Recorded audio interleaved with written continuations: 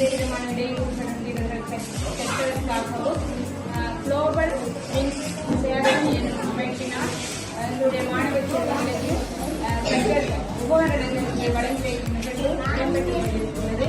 அந்த வகையிலே இந்த உதவியை பெற்றுத் பங்களியாக இருந்தவர் தம்பி நிச்சயந்தன் அவர்களுக்கு இந்த இடத்திலே முதற்கண் நன்றியை நான் தெரிவித்துக் கொள்கிறேன். ஏனெனில் அவர்தான் என்னுடைய பாடசாலையை இந்த அமைப்பினருக்கு அடையாளப்படுத்திக் கொண்டிருக்கிறார். அந்த வகையிலே அவருக்கு நம்முடைய பாடசாலை சமூக ரீதியாக நன்றிகளை தெரிவித்துக் கொண்டு